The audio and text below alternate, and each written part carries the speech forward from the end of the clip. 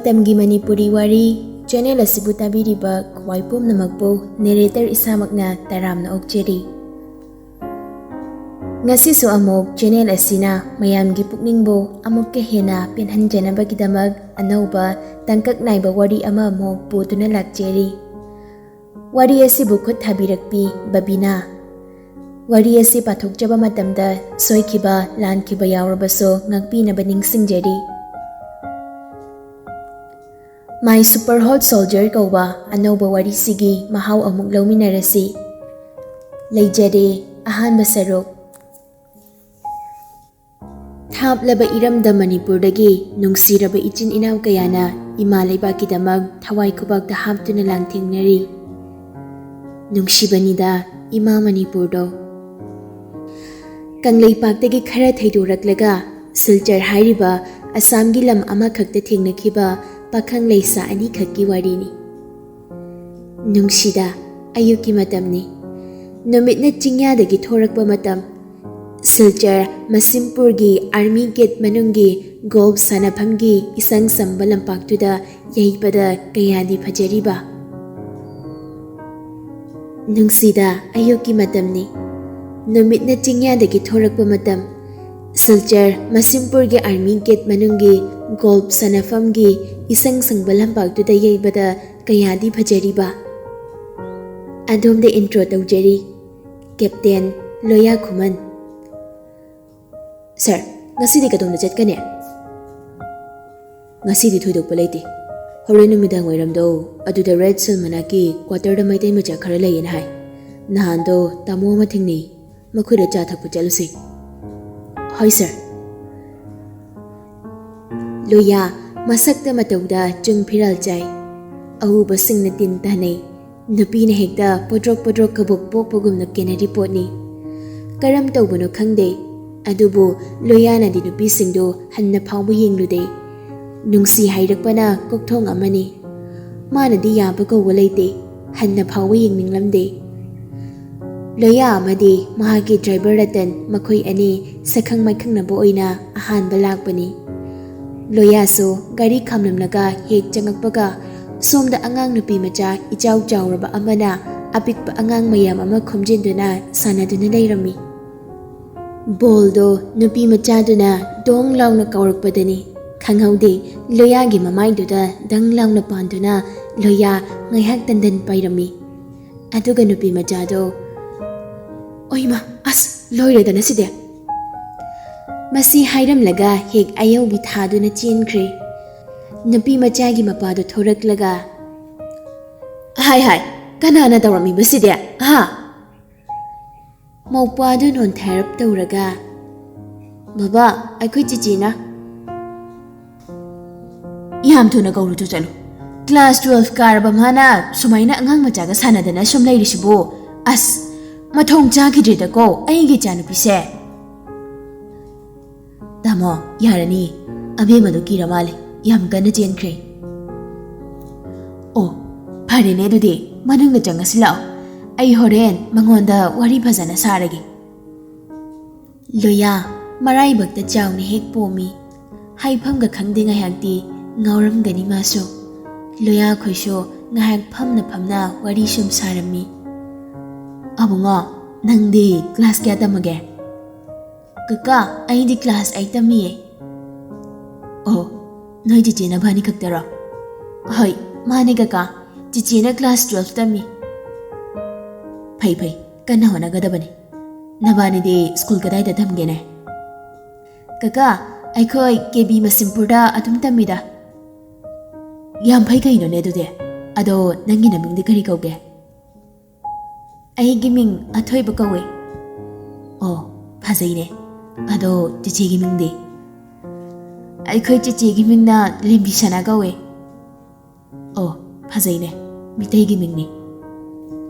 Athoi bagi mama prep thorakpaga Loya gi mataudu urubada. Aima sidi kai dore ibungo.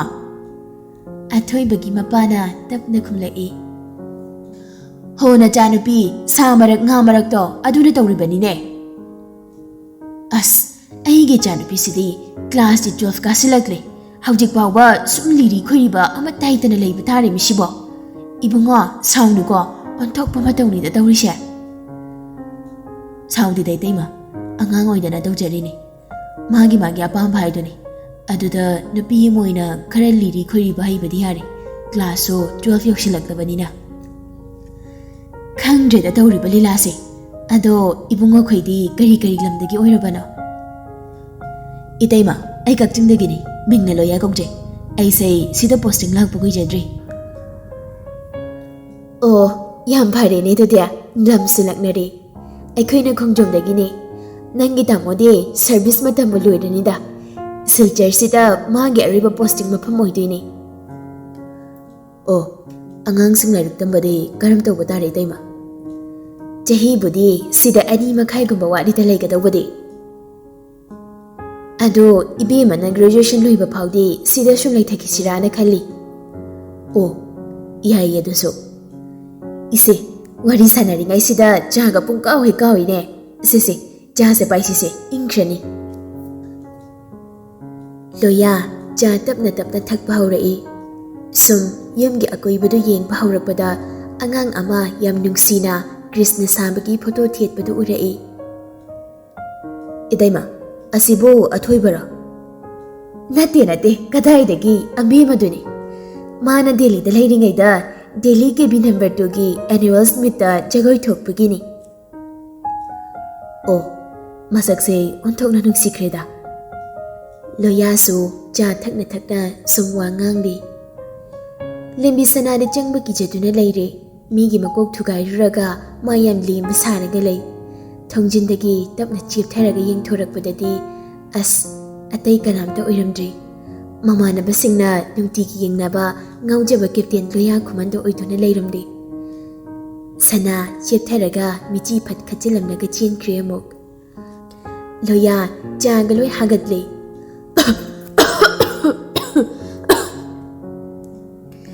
Lembi sanagi mapambirena. Kaidorage bunga as ngasi nang nasida lakpasidi dasami ipang pangdabagum tawida.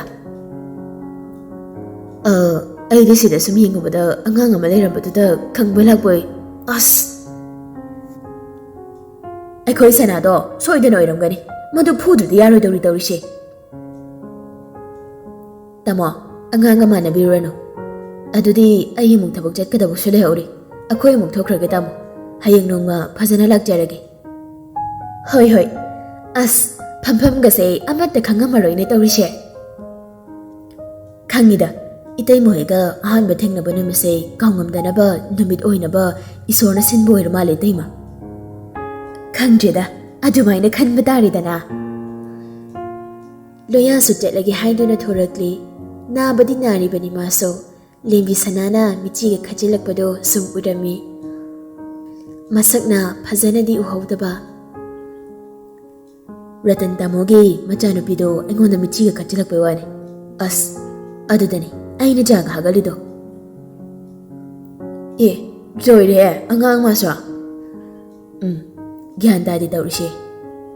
Lembi sana Loya jatkraba matong yam ingna tapna imungda changlai. Mapana chirakani kijaduna lairika phangtoktuna lei.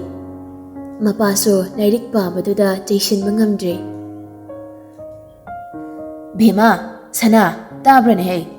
Babaga mamaga ne big bazar da shopping chalokige. Chak to thongot pa horamoko. Hai baba. Mapa mama ani su shopping jatkre. Lembi sana lang bakhat pa horakpai wanida. Mapa mama hek jatkibaga. Now, ngasai nupadudi yam satina wa wanida. Kamaina. Haujiki nupadune aikoi school gi oja laisabi mayam nupi mayam amana ngangnai na haibado. Haujikan senaga sirsayam yengnabagi matang oibasida mangonda amukke hena mina pamnabani. Oh, adura chichina ngawi kaina ka haibado. Hoi, mane mi. As ahan masa khangnaba langpa numita mi dubo aina makoka chugai biri tawrise. Phari kaino nungsi khudol ni khalo. Ibani gi warise yam hanu hanana ga sanadaba man kai ga sanadra. Aduba mama mandati hainu ko ai phuge hairakani ba.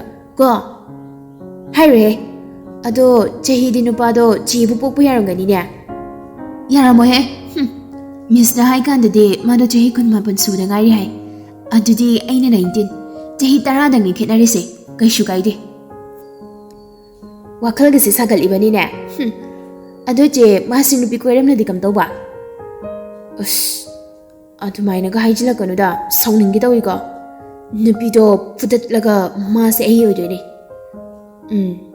ꯂꯨꯗꯣꯔꯤꯅꯦ ꯂꯩꯅꯥꯁꯦ ꯂꯣꯌꯥ ꯅꯨꯄꯤ ꯀꯣꯏꯕ ꯌꯥꯔꯣꯏ ꯍꯥꯏꯔꯤ ꯂꯦꯝꯕꯤ ꯁꯅꯥꯅ ꯐꯨꯗꯠꯀꯗꯧꯔꯤ ꯀꯤꯗꯨꯝ ꯀꯤꯖꯔꯦꯗ ꯍꯧꯖꯤꯛꯀꯥꯟ ꯑꯉꯥꯡꯁꯤꯡꯁꯦ ꯃꯁꯛꯅ ꯂꯣꯏ ꯐꯖꯔꯗꯅ sir ꯉꯁꯥꯏ ꯑꯉꯥꯡꯗꯣ ꯃꯃꯥꯏꯗꯤ ꯊꯛꯏꯍꯦ ꯈꯔ ꯊꯛꯏ ꯏꯟꯈꯠꯂꯛꯄꯒꯤ ꯍꯧꯅꯕꯤꯅꯤꯗ ꯑꯗꯨ ꯁꯔꯕꯨ ꯅꯨꯄꯤ ꯊꯤꯔꯔꯣꯏꯗ꯭ꯔꯣ ꯊꯤꯒꯦꯅ ꯈꯜꯂꯤꯌꯦ ꯑꯩꯁꯨ ꯑꯗꯨꯕꯨ ꯑꯩꯒꯤ ꯊꯃꯣꯏꯁꯤꯅ ꯇꯤꯡ ꯂꯥꯎꯅ ꯈꯣꯏꯗꯥꯖꯕꯤ ꯑꯃꯠꯇ ꯍꯦꯛ ꯂꯥꯛꯇꯦ ꯃꯊꯥ ꯁꯥꯈ꯭ꯔꯕꯣꯅꯤꯗ ꯁꯤꯁꯨ ꯑꯁ ꯀꯦꯕꯤ ꯃꯁꯤꯝꯄꯨꯔꯒꯤꯁꯨ ꯅꯨꯄꯤ ꯃꯁꯛ ꯐꯖ ꯐꯖꯕꯤ ꯃꯩꯇꯩ ꯑꯣꯖꯥ ꯅꯨꯄꯤ ꯃꯌꯥꯝ ꯌꯥꯎꯔꯤꯁꯤꯗꯤ ꯑꯃ ꯈꯟꯖꯤꯜꯂꯣꯗꯅ ꯍꯣꯏꯅꯦ ꯍꯥꯏꯒꯨꯝꯗꯅ ꯀꯥꯟꯅꯗꯦ ꯍꯌꯦꯡꯗꯣ ꯌꯦꯡꯉꯨꯔꯁꯤ ꯑꯗꯨꯗꯤ ꯌꯥꯏꯗꯅ ꯂꯦꯝꯕꯤ ꯁꯅꯥꯅ ꯐꯨꯅꯤ ꯍꯥꯏꯔꯤ ꯈꯣꯂꯣꯌꯥ ꯂꯦꯝꯕꯤ ꯁꯅꯥꯅ ꯀꯥꯎꯔꯛꯄ ꯕꯣꯜꯅ ꯄꯥꯟꯕꯗ ꯄꯣꯝꯃꯤꯕ ꯇꯥꯡꯉꯤꯕꯗꯣ ꯆꯦꯛꯁꯤꯜꯂꯨ ꯗꯥꯛꯐꯝ ꯑꯅꯤ ꯁꯨꯖꯅꯤꯀꯣ ꯍꯣꯏꯗ ꯆꯍꯤ ꯈꯦꯠꯅꯖꯔꯁꯨ ꯅꯨꯡꯁꯤꯅꯔꯗꯤ ꯌꯥꯔꯕ ꯅꯠꯇ꯭ꯔꯣ ꯀꯩꯁꯨ ꯀꯥꯏꯗꯦꯗ ꯅꯨꯄꯤ ꯀꯌꯥ ꯑꯃꯅ ꯂꯣꯌꯥꯕꯨ ꯉꯥꯎꯖꯔꯤ ꯂꯦꯝꯕꯤ ꯁꯅꯥꯗꯤ ꯀꯔꯤꯝꯇ ꯊꯧꯁꯥꯗꯦꯅꯦ ꯂꯩꯗꯧꯔꯕꯅꯤꯅ ꯍꯦꯛꯇ ꯃꯨꯛꯈ꯭ꯔꯕꯅꯤ ꯑꯉꯥꯡꯕꯨ ꯑꯣꯏꯔꯁꯨ ꯑꯍꯜꯕꯨ ꯑꯣꯏꯔꯁꯨ ꯄꯨꯛꯆꯦꯜꯕꯨ ꯂꯦꯞꯂꯕꯗꯤ ꯀꯔꯤꯁꯨ ꯀꯥꯏꯗꯦꯗ ꯂꯣꯌꯥꯁꯨ ꯅꯨꯄꯤ ꯌꯦꯡꯕ ꯆꯠꯂꯒꯗꯕꯅꯤ ꯍꯥꯏꯗꯨꯅ ꯍꯦꯛꯇ ꯀꯤꯊꯗꯨꯅ ꯂꯥꯛꯂꯤ ꯁꯣꯝꯗ ꯃꯥꯒꯤ ꯗ꯭ꯌꯨꯇꯤ ꯍꯜꯂꯛꯄꯒ ꯁ꯭ꯀꯨꯜ ꯁꯨꯇꯤ ꯊꯥꯅꯔꯛꯄ ꯃꯇꯝ ꯍꯦꯛ ꯆꯥꯟꯅꯔꯦ ꯇꯧꯔꯤꯕꯗꯣ ꯂꯣꯌꯥ ꯑꯃꯗꯤ ꯔꯇꯟ ꯅꯨꯄꯤ ꯃꯁꯛ ꯐꯖꯕ ꯁꯨꯝ ꯉꯥꯏꯔꯤ ꯁꯔ ꯑꯩꯈꯣꯏꯅ ꯇꯧꯔꯤꯁꯦ ꯌꯨꯅꯤꯐꯣꯔꯝꯁꯤꯒ ꯑꯣꯟꯊꯣꯛꯅꯗꯤ ꯐꯖꯈꯤꯗ꯭ꯔꯦꯗ ꯍꯦꯔꯥ ꯔꯇꯟ ꯅꯪꯁꯨ ꯉꯁꯥꯏꯗꯒꯤ ꯍꯥꯏꯔꯛꯇꯦ ꯍꯦꯔꯥ ꯔꯇꯟ ꯅꯪꯁꯨ ꯉꯁꯥꯏꯗꯒꯤ ꯍꯥꯏꯔꯛꯇꯦ ꯇꯧꯔꯤꯕ ꯍꯧꯖꯤꯛꯇ ꯌꯥꯔꯦ ꯑꯗꯨꯝ ꯌꯦꯡꯉꯣ ꯁꯨꯝ ꯌꯦꯡꯕꯁꯤ ꯊꯃꯣꯏꯅ ꯇꯤꯡ ꯂꯥꯎꯅ ꯈꯣꯏꯗꯥꯖꯕꯤ ꯑꯃꯠꯇ ꯍꯦꯛ ꯊꯣꯔꯛꯇꯦꯅꯦ ꯂꯣꯌꯥꯅ ꯆꯦꯠꯂꯁꯤ ꯍꯥꯏꯅ ꯁꯥꯏꯟ ꯍꯦꯛ ꯄꯤꯔꯛꯄꯒ ꯉꯥꯏꯈꯣ ꯁꯔ ꯀꯩꯗꯧꯔꯒꯦ ꯂꯣꯌꯥ ꯎꯔꯨꯕꯗ ꯄꯪꯊꯔꯦ ꯋꯥ ꯉꯥꯡꯅꯤ ꯍꯥꯏꯕꯁꯨ ꯀꯥꯎꯈ꯭ꯔꯦ ꯔꯇꯟ ꯐꯠ ꯌꯦꯡꯊꯣꯔꯛꯄꯗ ꯀꯌꯥꯗ ꯅꯤꯡꯊꯤꯖꯔꯕꯤ ꯅꯨꯄꯤ ꯂꯩꯁꯥꯕꯤ ꯑꯃꯅ ꯆꯨꯏꯖꯥꯏꯅꯔꯕꯤ ꯁꯝꯂꯥꯡꯗ ꯍꯥꯏꯒꯠꯇꯨꯅ ꯊꯣꯔꯛꯄꯗꯨꯗꯤ ꯕꯥ ꯍꯥꯏꯁꯤꯅꯤ ꯇꯟꯖꯥꯗꯨꯗ ꯂꯦꯝꯕꯤ ꯁꯅꯥ ꯁꯝ ꯅꯥꯀꯟ ꯅꯥꯃ ꯕꯦꯟꯗꯤ ꯂꯣꯜꯂꯗꯨꯅ ꯏꯪꯕ ꯃꯥꯟꯈꯩ ꯅꯣꯛꯐꯦꯠ ꯇꯧꯔꯒ ꯋꯥꯔꯤ ꯁꯥꯗꯨꯅ ꯊꯣꯔꯛꯄꯅꯤ ꯂꯦꯝꯕꯤ ꯁꯅꯥꯅ ꯂꯣꯌꯥꯕꯨ ꯍꯦꯛ ꯎꯕꯒ ꯃꯥ ꯐꯨꯕ ꯂꯥꯛꯂꯕ꯭ꯔꯥ ꯈꯟꯗꯗꯨꯅ ꯃꯤꯁ ꯑꯝꯇ ꯉꯥꯏꯈꯣꯕ ꯁꯅꯥ ꯀꯩꯗꯧꯔꯒꯦ ꯑꯩꯒ ꯆꯠꯃꯤꯟꯅꯁꯤ ꯃꯤꯁ ꯀꯩꯗꯧꯔꯒꯦ ꯃꯤ ꯅꯪꯕꯣ ꯀꯩꯁꯨꯝ ꯇꯧꯗꯦꯗ ꯃꯤꯁ ꯁꯨꯝ ꯆꯠꯃꯤꯟꯅꯁꯤꯅ ꯍꯥꯏꯕꯅꯤ ꯂꯣꯌꯥ ꯂꯦꯝꯕꯤ ꯁꯅꯥꯅꯤ ꯍꯥꯏꯕ ꯍꯥꯟꯅ ꯈꯪꯉꯨꯗꯦ ꯂꯦꯝꯕꯤ ꯁꯅꯥꯒꯤ ꯃꯅꯥꯎ ꯅꯨꯄꯥ ꯑꯊꯣꯏꯕꯅ ꯆꯤꯆꯦ ꯀꯧꯔꯛꯄꯗꯒꯤ ꯈꯪꯈ꯭ꯔꯦ ꯑꯗꯨꯗꯒꯤ ꯂꯣꯌꯥꯁꯨ ꯇꯧꯔꯒꯦ ꯈꯟꯗꯨꯅ ꯉꯥꯏꯈꯣꯅꯦ ꯃꯤꯁꯇꯨꯅ ꯑꯣꯏꯅ ꯁꯔ ꯀꯔꯤ ꯇꯥꯛꯄꯤꯒꯗꯕꯅꯣ ꯑꯣ ꯁꯣꯝ ꯃꯤꯇꯩ ꯃꯆꯥꯔꯣ ꯃꯥꯅꯤ ꯁꯔ ꯑꯉꯥꯡꯗꯨꯕꯨ ꯍꯥꯟꯅ ꯈꯪꯕꯤꯕ꯭ꯔꯣ ꯍꯣꯏ ꯌꯥꯝ ꯃꯨꯟꯅ ꯈꯪꯉꯤ ꯇꯨ ꯑꯩꯒꯤ ꯀꯣꯛꯇ ꯂꯩꯔꯤꯕ ꯄꯣꯝꯃꯤꯕꯁꯦ ꯀꯅꯥꯅꯅꯣ ꯑꯝꯇ ꯍꯪꯕꯤꯌꯨ ꯍꯥꯏꯃ ꯁꯅꯥ ꯅꯪꯗꯤ ꯃꯤꯒꯤ ꯃꯀꯣꯛꯀ ꯊꯨꯒꯥꯏꯔꯨꯔꯕꯣ ꯁꯅꯥ ꯀꯤꯖꯗꯨꯅ ꯃꯤꯁꯀꯤ ꯃꯔꯨꯝꯗꯨꯗ ꯂꯩꯈ꯭ꯔꯦ ꯃꯥꯒꯤ ꯀꯤꯖꯕꯒꯤ ꯃꯇꯧꯗꯨꯗ ꯍꯦꯟꯅ ꯅꯨꯡꯁꯤꯈ꯭ꯔꯦꯗ ꯁꯔ ꯑꯉꯥꯡꯅ ꯈꯪꯖꯗꯗꯨꯅ ꯇꯧꯈꯤꯕ ꯑꯣꯏꯔ ꯃꯥꯜꯂꯤ ꯋꯥꯔꯧꯕꯤꯅꯨꯀꯣ ꯁꯔ ꯀꯩꯁꯨ ꯀꯥꯏꯗꯦꯗ ꯑꯗꯨꯗ ꯃꯥꯁꯦ ꯁꯣꯔꯤ ꯁꯨꯡꯍꯥꯏ ꯍꯥꯏꯗꯕ ꯃꯁꯥꯅ ꯁꯣꯏꯈ꯭ꯔꯗꯤ ꯁꯣꯔꯤ ꯍꯥꯏꯐꯝ ꯊꯣꯛꯇꯕ꯭ꯔꯣ ꯆꯨꯝꯃꯤꯅꯦ ꯑꯗꯨꯁꯨ ꯁꯅꯥ ꯁꯤ ꯑꯝꯇ ꯍꯥꯏꯗꯣꯛꯈ꯭ꯔꯁꯦ ꯁꯅꯥ ꯌꯥꯝ ꯀꯤꯅ ꯃꯔꯨꯝꯗꯒꯤ ꯁꯣꯔꯤ ꯀꯀꯥ ꯇꯣ ꯑꯗꯨꯅꯤꯗꯅ ꯀꯣꯛ ꯍꯥꯏꯔꯒ ꯌꯥꯕꯁꯤꯕꯨ ꯂꯥꯛꯑꯣ ꯀꯀꯥ ꯊꯤꯟꯕꯤꯔꯝꯃꯒꯦ ꯌꯥꯔꯅꯤꯗ ꯀꯥ ꯆꯤꯆꯦ ꯀꯀꯥꯒ ꯁꯨꯝ ꯆꯠꯈ꯭ꯔꯁꯤꯕ ꯑꯁ ꯌꯥꯔꯅꯤꯍꯦ ꯃꯔꯛ ꯊꯠꯇꯨꯅ ꯔꯇꯟꯒꯤ ꯚꯥꯞꯇꯤ ꯌꯧꯈ꯭ꯔꯦ ꯀꯩꯅꯣꯝꯇ ꯃꯤꯁ ꯁꯣꯝꯒꯤ ꯃꯤꯡꯕꯨ ꯀꯔꯤ ꯀꯧꯕꯤꯒꯦ ꯑꯩꯒꯤ ꯃꯤꯡꯁꯦ ꯂꯥꯏꯖ ꯀꯧꯏ ꯂꯥꯏꯖ ꯐꯖꯩꯅꯦ ꯃꯤꯁꯀꯤ ꯂꯝꯗꯤ ꯑꯩꯁꯦ ꯑꯁꯦꯡꯕꯗꯤ ꯁꯣꯅꯥꯏ ꯍꯥꯏꯔꯤꯕ ꯂꯝꯗꯨꯗꯒꯤꯅꯤ ꯁꯤꯗ ꯑꯩꯁꯦ TGT ꯑꯣꯏꯅ ꯄꯨꯖꯕꯅꯤ ꯑꯗꯨꯗꯤ ꯂꯩꯕꯗꯤ ꯀꯗꯥꯏꯗ ꯂꯩꯔꯒꯦ ꯃꯤꯁ ꯇꯔꯥꯄꯨꯔ ꯍꯥꯏꯔꯤꯕ ꯖꯒꯥꯗꯨꯗ ꯂꯩꯌꯦ ꯈꯪꯉꯦ ꯑꯗꯨꯗꯤ ꯑꯗꯣ ꯃꯤꯁꯨꯝ ꯁꯛꯈꯪ ꯃꯥꯏꯈꯪꯅꯔꯕꯅꯤꯅ ꯐꯣꯟ ꯅꯝꯕꯔꯗꯣ ꯑꯃꯨꯛꯇ ꯄꯤꯕꯤꯔꯝꯃꯨꯗꯅ. ꯂꯥꯏꯖꯁꯨ ꯁꯣꯝꯗ ꯋꯥꯈꯜꯗꯗꯤ ꯌꯧꯅ ꯁꯥꯒꯠꯈ꯭ꯔꯄꯣꯠꯅꯤ. ꯂꯦꯝꯕꯤ ꯁꯅꯥꯁꯨ ꯋꯥꯈꯜ ꯑꯃ ꯈꯟꯖꯤꯜꯂꯛꯈꯤ. ꯂꯣꯌꯥꯅ ꯃꯔꯣꯜ ꯑꯃ 이칸 칸하우다나. 혜영아, 능 시댁이 들름헬라누고. 현저라로. 로야서 앙앙도 볼락나두나 헥 남다나 기할리해. 렘비사나 타남나가 아묵 라이저부 틴비루리. 렘비사나나 할락보다기 까리마다 짜옥타오 하이부수 야디. 마기 가다 나한 케가 만나다바 마옹다 솜팜드는 레이. 제, 그이도르게. 나. ꯑꯩꯒꯤ ꯋꯥꯈꯜꯁꯦ ꯌꯥꯝ ꯂꯥꯜꯂꯤꯀꯣ. ꯑꯩꯅ ꯈꯟꯖꯔꯨꯕ ꯑꯗꯨꯒ ꯃꯥꯗꯤ ꯃꯤꯁ ꯄꯨꯜꯍꯨꯝꯕ ꯂꯥꯛꯄ ꯑꯣꯏꯔꯝꯃꯦ. ꯉꯔꯥꯡꯗꯤ ꯊꯧꯅꯥ ꯌꯥꯝ ꯐꯈꯤꯗꯥꯏꯅꯦ. ꯈꯪꯅꯕ ꯂꯩꯔꯝꯃꯁꯨ ꯍꯦꯛꯇ ꯃꯨꯟꯅꯗꯣꯏꯅꯤ ꯀꯥꯏꯅꯒ. ꯑꯁ, ꯃꯤ ꯎꯁꯤꯠꯇꯕ ꯇꯧꯔꯅꯨ ꯌꯥꯔꯦ. ꯀꯔꯤꯝꯀ ꯊꯥꯏꯅꯔꯅꯨꯀꯣ. ꯑꯣ, ꯂꯥꯟꯖꯔꯦ. ꯏꯆꯦ ꯕꯦꯝꯃ, ꯑꯗꯨ ꯍꯜꯂꯛꯄꯒꯤ ꯆꯥꯒ ꯊꯛꯆꯤꯜꯂꯣꯗꯅ. ꯊꯛꯑꯔꯣꯏ. ꯊꯛꯅꯤꯡꯕ ꯉꯝꯇ ꯐꯥꯎꯗ꯭ꯔꯦ. ꯂꯦꯝꯕꯤꯁꯅꯥ ꯕꯤꯠꯀ ꯇꯦꯛꯏ ꯄꯣꯠꯅꯤꯗ. ꯊꯃꯣꯏ ꯑꯃꯗꯤ ꯄꯥꯜꯂꯨꯔꯕꯅꯤꯅ ꯅꯨꯡꯁꯤ ꯃꯩꯆꯥꯛꯁꯨ ꯈꯪꯉꯤꯕꯅꯤ. ꯋꯥꯕꯗꯩ ꯋꯥꯕꯗꯤ ꯅꯨꯡꯁꯤ ꯃꯩꯆꯥꯛ ꯈꯥꯡꯕꯅꯤ ꯍꯥꯏꯅꯤ. ꯂꯣꯌꯥꯁꯨ ꯂꯝꯕꯤ ꯊꯣꯛꯏ ꯍꯥꯏꯗꯨꯅ ꯑꯆꯥ ꯑꯊꯛ ꯈꯔ ꯂꯩꯔꯒ ꯁꯅꯥꯒꯤ ꯇꯦꯗꯤ ꯕꯤꯌꯔ ꯑꯆꯧꯕ ꯑꯃꯒ ꯑꯊꯣꯏꯕꯒꯤ ꯕꯦꯗꯃꯤꯟꯇꯟ ꯁꯥꯟꯅꯅꯕ ꯁꯦꯠꯁꯨ ꯂꯩꯕꯤꯔꯛꯂꯤ. ꯍꯔꯥꯎ ꯍꯔꯥꯎꯅꯒ ꯀꯥꯈꯠꯂꯛꯂꯤꯕꯅꯤ. ꯊꯣꯔꯛꯄꯗ ꯁꯅꯥꯒꯤ ꯃꯃꯥ ꯊꯦꯡꯅꯩ. ꯏꯇꯩꯃ. ꯍꯩꯃ, ꯂꯌꯥ, ꯀꯔꯤꯅꯣꯅꯦ ꯇꯧꯔꯛꯏꯕ ꯃꯌꯥꯝꯁꯤꯕꯣ? 이따이마, ꯑꯉꯥꯡ ꯑꯅꯤꯒꯤ ꯀꯔꯤꯅꯣ ꯈꯔ ꯂꯩꯔꯛꯄꯅꯤꯗ. ꯂꯩꯔꯛꯇ꯭ꯔꯁꯨ ꯌꯥꯔꯕꯁꯤꯕꯨ ꯂꯥꯛꯑꯣ ꯆꯪꯂꯛꯑꯣ. ꯑꯩꯅꯦ ꯁꯥꯔꯨꯒꯤ ꯗꯨꯀꯥꯟꯗꯒꯤ ꯄꯣꯠ ꯆꯩ ꯈꯔ ꯂꯩꯔꯛꯈꯤꯒꯦ. ꯆꯪꯉꯒ ꯐꯝꯃꯝꯃꯨꯀꯣ. ꯍꯣꯏ 이따이마. ꯂꯣꯌꯥ ꯍꯔꯥꯎ ꯍꯔꯥꯎꯅꯒ ꯂꯥꯛꯏ ꯄꯣꯠꯅꯤ. ꯁꯣꯝꯗ ꯃꯆꯤꯟ ꯃꯧꯄ꯭ꯋꯥꯗꯨꯗꯤ ꯆꯥꯎ ꯌꯥꯗꯕꯒꯤ ꯀꯟꯅ ꯈꯠꯅꯔꯤ. ꯆꯦ, ꯅꯪ ꯆꯥꯁꯦ ꯊꯛꯀꯦꯁꯦ ꯑꯝꯇ ꯌꯥꯔꯣꯏꯗ꯭ꯔꯥ? ꯑꯩ ꯊꯛꯑꯣꯏ. ꯁꯨꯛꯊꯛ ꯊꯛꯑꯣꯏ ꯍꯥꯏꯔꯤꯁꯤꯅꯦ.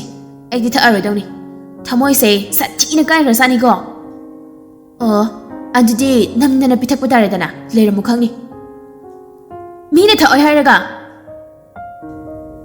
ꯑꯅꯤꯗꯨꯅ ꯀꯣꯏꯆꯦꯟ ꯆꯦꯟꯗꯨꯅ ꯁꯥꯟꯅꯔꯛꯄꯗ ꯆꯥꯗꯨ ꯅꯝꯗꯅ ꯏꯟꯒꯦ ꯍꯣꯠꯅꯔꯤꯉꯩ ꯇꯟꯖꯥꯗꯨꯗ ꯁꯅꯥꯅ ꯀꯞꯇꯨꯗ ꯐꯥꯛ ꯂꯥꯎꯅ ꯊꯥꯔꯒ ꯂꯪꯈꯠꯄꯗ ꯂꯣꯌꯥꯗꯨꯅ ꯆꯪꯉꯛꯄꯗꯨꯒ ꯍꯦꯛ ꯃꯄꯥ ꯆꯥꯅꯔꯨꯔꯦ.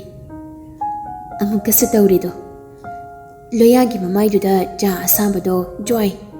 ꯍꯧꯖꯤꯛꯇꯤ ꯀꯔꯤ ꯑꯃꯨꯛ ꯁꯥꯔꯦ? ꯑꯁ, ꯀꯀꯥ, ꯁꯣꯛꯄ꯭ꯔ ꯀꯀꯥ? ꯅꯥꯎ, ꯁꯦ, ꯇꯥꯋꯦꯜ ꯑꯝꯇ ꯄꯨꯔꯛꯑꯣ ꯅꯥꯎ. ꯁꯥꯔ, ꯅꯪꯁꯦ ꯃꯈꯣꯏ ꯏꯃꯨꯡꯁꯤꯗ ꯆꯪꯕꯁꯦ ꯗꯁꯥ ꯑꯃ ꯍꯦꯛꯇ ꯏꯇꯥ ꯇꯥꯏꯗ. ꯀꯀꯥ, ꯁꯣꯛꯄ꯭ꯔꯥ? ꯀꯩꯁꯨ ꯇꯧꯗꯦꯗ. ꯀꯔꯤꯅꯣ ꯃꯤꯁꯅꯥ, ꯅꯣꯏꯅ ꯇꯧꯅꯔꯤꯁꯤꯕꯣ? ꯐꯅꯗꯤ ꯃꯆꯥꯎꯔꯦ ꯑꯩꯅꯦ ꯅꯣꯏ ꯌꯨꯝꯗ ꯂꯥꯛꯄ ꯍꯥꯏꯕꯨꯅꯦ ꯁꯤꯗꯧꯔꯦꯀꯣ. ꯁꯣꯔꯤ ꯀꯀꯥ. ꯑꯩ ꯎꯍꯧꯗꯕꯅꯦ ꯇꯁꯦꯡꯅ. ꯀꯔꯤꯒꯤꯅꯣ ꯅꯕꯥꯅꯤꯅ ꯀꯣꯏꯆꯦꯟ ꯆꯦꯟꯗꯅ ꯇꯧꯔꯝꯃꯤꯁꯤꯅ? ꯀꯀꯥ, ꯑꯩꯈꯣꯏ ꯆꯦꯁꯦ ꯅꯨꯡꯁꯤ ꯃꯩꯆꯥꯛ ꯈꯥꯡꯕ ꯍꯩꯔꯦ. ꯑꯗꯨꯗ ꯃꯥꯒꯤ ꯅꯨꯄꯥꯗꯣ ꯅꯨꯄꯤ ꯑꯇꯣꯞꯄꯒ ꯆꯠꯃꯤꯟꯅꯕ ꯎꯕꯒꯤ ꯇꯧꯔꯤꯅꯤ. ꯍꯦꯉꯥꯡ, ꯅꯪꯅ ꯌꯣꯜꯂꯤꯁꯤ ꯀꯩꯒꯤꯅꯣ ꯍꯥ? ꯆꯠꯂꯣ ꯅꯪꯒꯤ ꯀꯥꯗ. ꯑꯦ, ꯅꯪꯕꯨ ꯅꯨꯡꯁꯤ ꯃꯩꯆꯥꯛ ꯈꯥꯡꯕꯒ ꯍꯩꯕ꯭ꯔꯅꯦ? ꯊꯥꯖꯗꯦꯗ. ꯑꯁ, ꯀꯀꯥꯁꯤꯁꯨ ꯑꯉꯥꯡꯅ ꯄꯪꯍꯥꯏ ꯍꯥꯏꯔꯒ ꯀꯥꯏꯗꯒꯤ ꯅꯨꯡꯁꯤꯕꯅ? ꯑꯩ ꯆꯥ ꯂꯣꯜꯂꯨꯈꯤꯒꯦ. ꯉꯥꯏꯍꯥꯛ ꯐꯝꯕꯤꯔꯝꯃꯨ ꯀꯀꯥ. ꯂꯣꯌꯥ ꯅꯣꯛꯐꯦ ꯇꯧꯔꯒ ꯌꯦꯡꯗꯨꯅ ꯂꯩꯍꯧꯏ. ꯍꯥꯏꯕꯤꯔꯅꯨ ꯍꯥꯏꯔꯤꯌꯦ. ꯂꯣꯌꯥꯅꯒ ꯅꯣꯛꯐꯦꯠꯀ ꯇꯧꯔꯒ ꯃꯃꯤꯠꯅꯒ ꯅꯣꯛꯂꯛꯄꯗꯗꯤ ꯂꯩꯁꯥꯕꯤ ꯀꯦꯟꯕꯅꯤ ꯍꯥꯏꯔꯤꯌꯦ. ꯁꯅꯥꯁꯨ ꯀꯦꯟꯒꯦ ꯇꯧꯔꯒ ꯆꯪꯈ꯭ꯔꯤ. ꯂꯣꯌꯥꯗꯤ ꯃꯇꯧꯗꯨꯗ ꯄꯪꯅꯣꯛꯇ ꯍꯦꯛ ꯅꯣꯛꯅꯤꯡꯉꯤ ꯄꯣꯠꯅꯤꯗ. ꯃꯈꯣꯏ ꯑꯅꯤꯁꯨ ꯁꯅꯥ ꯈꯣꯏꯗ ꯆꯥꯕ ꯌꯥꯕ ꯆꯥꯔꯒ ꯍꯜꯂꯛꯂꯦ. ꯔꯇꯟꯁꯨ ꯉꯥꯏꯍꯥꯛ ꯂꯣꯌꯥꯒꯤ ꯀꯥꯗꯨꯗ ꯁꯨꯝ ꯂꯩꯃꯤꯟꯅꯩ. ꯃꯩꯇꯩ ꯃꯁꯦꯟꯒ ꯑꯣꯏꯔꯕꯅꯤꯅ ꯀꯣꯏꯅꯗ꯭ꯔꯦ ꯑꯃꯇ. ꯂꯣꯌꯥ ꯎꯪꯗꯨꯅ ꯁꯨꯝ ꯋꯥꯈꯜ ꯑꯃꯗ ꯃꯣꯃꯣꯟ ꯅꯣꯛꯇꯨꯅ ꯂꯩꯔꯤ. ꯔꯇꯟꯒꯤ ꯐꯔꯛꯇꯨꯗꯤ ꯃꯇꯥꯡꯗꯨꯗ ꯍꯧꯔꯛꯂꯤ. ꯉꯥꯎꯔꯤ ꯑꯣꯏꯔꯝꯅꯤꯅꯦ. ꯍꯣꯏ, ꯄꯨꯡꯉꯥꯎ ꯉꯥꯎꯔꯦ ꯍꯥꯏꯗꯨꯅꯤ. ꯑꯗꯨꯅꯦꯕ, ꯐꯣꯟ ꯅꯝꯕꯔ ꯂꯧꯍꯧꯔꯕꯅꯤꯅ ꯂꯥꯏꯔꯦ ꯀꯩꯅꯣꯅꯦ. ꯀꯔꯤꯅꯣ ꯔꯇꯟ, ꯅꯪꯅ ꯍꯥꯏꯔꯤꯁꯤꯕꯣ? ꯀꯅꯥꯒꯤ ꯅꯝꯕꯔꯅꯣ? ꯍꯦꯔꯥ, ꯅꯪꯅ ꯉꯥꯎꯖꯔꯤꯗꯨꯅꯤꯗ. ꯉꯁꯥꯏ ꯑꯩꯕꯨꯗꯤ ꯅꯪꯅ ꯒꯦꯠꯇꯒꯤ ꯊꯣꯔꯛꯄꯗ ꯅꯌꯥꯗ ꯍꯌꯤꯡ ꯆꯪꯕ ꯈꯪꯗꯒ ꯌꯦꯡꯕꯗꯣ ꯑꯩ ꯈꯪꯕꯖꯥꯠꯅꯤꯀꯣ. ꯑꯁ, ꯌꯦꯡꯗ꯭ꯔꯗꯤ. ꯃꯁꯛꯇꯨꯗꯤ ꯀꯅꯥꯏ ꯀꯔꯤ ꯑꯣꯟꯊꯣꯛꯅ ꯍꯦꯛ ꯐꯖꯈ꯭ꯔꯦ. ꯌꯥꯝ ꯅꯨꯡꯁꯤꯕ ꯑꯃ ꯌꯥꯎꯔꯤ ꯃꯥꯏ ꯃꯁꯛꯇꯨꯗ. ꯍꯣꯏꯅꯦ, ꯐꯖꯕꯒ ꯅꯨꯡꯁꯤꯕꯒ ꯄꯨꯟꯈꯤꯗꯅ ꯇꯧꯔꯤꯅꯤ. ꯈꯪꯗꯦ ꯑꯩꯁꯦ ꯃꯤꯅꯗꯤ ꯐꯖꯅ ꯉꯥꯡꯅꯕꯤꯔꯔꯣꯏ ꯃꯥꯕꯨ ꯅꯨꯡꯁꯤ ꯍꯥꯏꯔꯨꯕꯗ ꯀꯔꯤꯒꯤꯅꯣ ꯍꯥꯏꯔꯤꯁꯤꯕꯣ ꯍꯥꯏꯔꯣꯏꯗ ꯀꯩꯁꯨ ꯑꯁꯦꯡꯕ ꯍꯥꯏꯔꯣꯏꯀꯣ ꯑꯗꯨꯅꯦꯕ ꯑꯗꯨꯅꯤ ꯑꯩ ꯐꯥꯎ ꯉꯥꯎꯏ ꯉꯁꯥꯏꯗꯨꯗꯤ ꯀꯥꯏꯗꯒꯤ ꯃꯥꯒꯤ ꯈꯨꯐꯖꯗꯣ ꯁꯝꯂꯥꯡꯗꯨꯅ ꯆꯣꯏꯊꯥꯏꯅꯔꯗꯅ ꯃꯁꯛꯇꯨꯅꯦ ꯑꯗꯨꯒ ꯁꯥꯔꯤꯗꯨꯒ ꯑꯁ ꯍꯥꯏꯁꯤꯅꯦ ꯑꯩꯗꯤ ꯀꯗꯥꯏꯗꯒꯤ ꯁꯥꯔꯤꯒꯤ ꯋꯥꯔꯤꯅꯣ ꯁꯤꯅꯃꯣ ꯋꯥꯔꯤꯗꯣ ꯑꯃꯔꯣꯝꯗ ꯆꯠꯈꯤꯗꯧꯔꯦꯀꯣ ꯌꯥꯔꯔꯣꯏ ꯑꯇꯟ ꯏꯕꯥꯅꯤꯒꯤꯁꯦ ꯀꯦꯁꯁꯦ ꯑꯣꯟꯅꯔꯦ ꯀꯔꯤꯅꯣ ꯍꯥꯏꯁꯤꯕꯣ ꯁꯥꯔꯤ ꯁꯦꯠꯄꯤꯗꯣ ꯅꯠꯇ꯭ꯔꯗꯤ ꯀꯅꯥꯅꯣ ꯀꯔꯤꯅꯣ ꯍꯥꯏꯁꯦ ꯂꯣꯏꯔꯦꯍꯦ ꯉꯁꯥꯏꯗꯩ ꯁꯥꯟꯅꯔꯤꯁꯦ ꯆꯦꯅꯦꯜ ꯑꯃ ꯇꯠꯂꯕꯣ ꯁꯥꯔꯤ ꯁꯦꯠꯄꯤꯗꯣ ꯅꯠꯇ꯭ꯔꯗꯤ ꯀꯅꯥꯅꯣ ꯍꯥꯏꯕꯅꯤ ꯍꯣ ꯑꯉꯥꯡꯗꯣ ꯑꯁ ꯁꯅꯥꯗꯣ ꯒ꯭ꯌꯥꯟ ꯇꯥꯔꯕ ꯁꯤ ꯑꯣꯏꯔꯗꯤ ꯑꯣ ꯂꯣꯏꯔꯦꯗꯅ ꯔꯇꯟ ꯃꯀꯣꯛꯇ ꯈꯨꯠꯇꯨ ꯍꯥꯞꯂꯗꯨꯅ ꯐꯝꯊꯈꯤ ꯃꯊꯥꯒ ꯉꯥꯏꯍꯥꯛ ꯁꯥꯔꯤ ꯄꯣꯠꯅꯤꯀꯣ ꯔꯇꯟꯁꯦ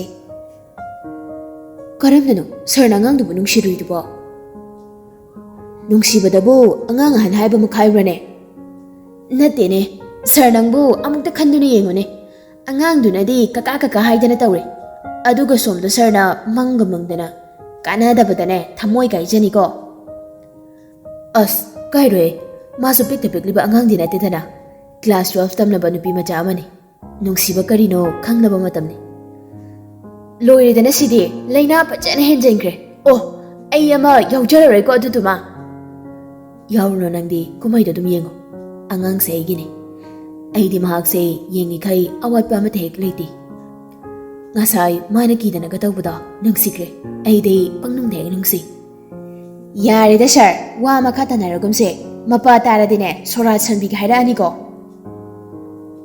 ꯁꯣꯔꯥꯠ ꯁꯣꯟꯒꯦ ꯍꯥꯏꯕꯒꯤ ꯃꯍꯨꯠꯇ ꯏꯌꯥ ꯅꯨꯄꯥ ꯑꯐꯕ ꯑꯃ ꯐꯪꯉꯦ ꯂꯧꯖꯔꯣ ꯍꯥꯏꯔꯛꯑꯗꯤ ꯀꯝꯗꯧꯕ ꯑꯁ ꯈꯪꯖꯗ꯭ꯔꯦꯗ ꯑꯩꯗꯅꯦ ꯑꯩꯒꯤ ꯀꯥꯔ ꯆꯠꯆꯈ꯭ꯔꯒꯦ ꯍꯩ ꯉꯥꯏꯈꯣꯅꯦ ꯍꯩꯃꯥ ꯆꯠꯈ꯭ꯔꯦꯅꯦ ꯑꯁꯦꯡꯕꯒꯤ ꯂꯣꯌꯥ ꯉꯁꯥꯏ ꯁꯅꯥꯅ ꯆꯥꯒ ꯍꯩꯖꯤꯜꯂꯛꯄꯗꯣ ꯅꯤꯡꯁꯤꯡ ꯅꯣꯛꯐꯦꯠ ꯂꯞ ꯑꯦꯠ ꯐꯥꯔꯁ ꯁꯥꯏꯠ ꯍꯥꯏꯗꯣ ꯑꯣꯏꯔ ꯃꯥꯜꯂꯦꯅꯦ ꯇꯧꯔꯤꯁꯦ ꯑꯁ ꯈꯪꯗ꯭ꯔꯦꯗ ꯂꯥꯏꯖꯁꯨ ꯁꯣꯟꯗꯗꯤ ꯆꯥꯅꯤ ꯊꯛꯅꯤ ꯍꯥꯏꯐꯥꯎ ꯀꯥꯎꯔꯦ ꯃꯃꯥꯅ ꯆꯥꯛ ꯆꯥꯔꯁꯦ ꯍꯥꯏꯕꯗꯨ ꯐꯥꯎꯕ ꯏꯕꯦꯝꯃ ꯁꯅꯥ ꯆꯥꯛ ꯆꯥꯎꯔꯁꯤꯅꯦ ꯏꯃꯥ ꯃꯥ ꯂꯥꯛꯑꯦ ꯍꯥꯏꯔꯣ ꯑꯩꯃ ꯀꯅꯥꯅꯣ ꯃꯥ ꯍꯥꯏꯕꯣ ꯃꯁꯤꯕꯨ ꯉꯥꯎꯔꯕ꯭ꯔꯅꯦꯍꯦ ꯆꯥꯛ ꯆꯥꯁꯦ ꯍꯥꯏꯔꯒ ꯑꯁ ꯉꯥꯎꯗꯦꯍꯦ ꯏꯃꯥ ꯑꯗꯨꯕꯨ ꯑꯃꯨꯛꯁꯨ ꯉꯥꯎꯕ꯭ꯔꯥ ꯈꯪꯗꯦ ꯌꯥꯝ ꯂꯦꯝꯃꯤꯀꯣ ꯃꯃꯤꯠꯅꯒ ꯅꯣꯛꯄꯗꯣ ꯑꯩꯃ ꯌꯥꯔꯦꯀꯣ ꯂꯥꯛꯑꯣꯅꯦ ꯅꯪꯕꯣ ꯑꯁ ꯑꯣꯟꯊꯣꯛꯄꯅꯤꯗ ꯍꯣꯔꯦꯟꯅꯦ ꯅꯕꯨꯡꯒꯤ ꯃꯃꯥꯡꯗꯒꯅꯦ ꯇꯧꯔꯛꯀꯅꯨꯀꯣ ꯅꯪ ꯍꯣꯏꯕ ꯑꯩꯕ ꯑꯉꯥꯎꯕꯤꯗꯧꯅ ꯆꯥꯛ ꯁꯨꯝ ꯆꯥꯕ ꯍꯧꯅ ꯂꯥꯏꯖꯥ ꯆꯥꯛ ꯑꯃꯨꯔꯛ ꯍꯨꯞꯂꯕꯗ ꯅꯣꯛꯐꯦꯠ ꯇꯧꯕ ꯍꯧꯔꯛꯏ ꯃꯃꯥ ꯄꯥꯈꯠꯄꯅ ꯂꯣꯏꯔꯦ ꯂꯥꯏꯖꯥ ꯃꯊꯟꯇ ꯑꯩꯒꯤ ꯃꯤꯡꯅ ꯂꯥꯏꯖꯥ ꯑꯗꯣ ꯁꯣꯝꯒꯤꯕꯨꯗꯤ ꯍꯥꯟꯅ ꯈꯪꯖꯔꯦꯗ ꯀꯦꯞꯇꯦꯟ ꯂꯣꯌꯥ ꯈꯨꯃꯟ ꯃꯌꯥꯝꯅ ꯆꯥꯛꯅꯔꯤꯕꯅꯤ ꯃꯔꯛꯁꯤꯗ ꯑꯩꯒꯤ ꯃꯤꯡ ꯍꯪꯕꯤꯔꯛꯄꯁꯦ ꯃꯕꯣꯡꯗꯨ ꯆꯥꯛ ꯆꯥꯕ ꯆꯞ ꯂꯦꯞꯄꯤ ꯃꯆꯟꯕꯨ ꯉꯥꯎꯔꯕ ꯃꯥꯜꯂꯦꯅ ꯈꯟꯈꯤ ꯏꯕꯦꯝꯃ ꯀꯩꯅꯣꯅꯦ ꯍꯥꯏ ꯀꯩꯗꯧꯔꯒꯦ ꯅꯪꯕꯣ ꯏꯃꯥ ꯁꯤꯕꯨ ꯂꯥꯏ ꯇꯤꯟꯒ ꯑꯣꯛꯅꯈ꯭ꯔꯖꯥꯠꯂꯣ ꯇꯥꯃꯣ ꯑꯣꯛꯅꯗꯤꯌꯦ ꯁꯤꯗꯤ ꯃꯍꯧꯁꯥꯅꯤ ꯃꯍꯧꯁꯥ ꯂꯥꯏꯖꯥ ꯎꯔꯨꯒ ꯎꯪꯗꯅ ꯇꯧꯔꯝꯂꯒ ꯆꯪꯈ꯭ꯔꯦ ꯃꯃꯥꯒ ꯃꯕꯨꯡꯒꯁꯨ ꯄꯨꯡꯉꯛ ꯉꯛꯇꯨꯅ ꯂꯩꯍꯧꯔꯦ ꯃꯌꯥꯝ ꯕꯁꯟꯇ ꯂꯥꯛꯄꯗꯗꯤ ꯊꯃꯣꯏ ꯌꯦꯅꯤꯡ ꯍꯣꯜꯂꯛꯄꯗ ꯏꯊꯛ ꯍꯧꯕ ꯍꯧꯅꯁꯥꯅꯤ ꯀꯅꯥꯅꯁꯨ ꯊꯤꯡꯕ ꯉꯝꯕ ꯅꯠꯇꯦꯀꯣ ꯀꯔꯝꯅꯕꯨ ꯊꯣꯛꯂꯛꯂꯒ ꯂꯣꯌꯥ ꯂꯥꯏꯖꯥ ꯑꯣꯏꯔꯗ꯭ꯔꯥ ꯅꯠꯇ꯭ꯔꯒ ꯂꯣꯌꯥ ꯂꯦꯝꯕꯤ ꯑꯣꯏꯔꯗ꯭ꯔꯥ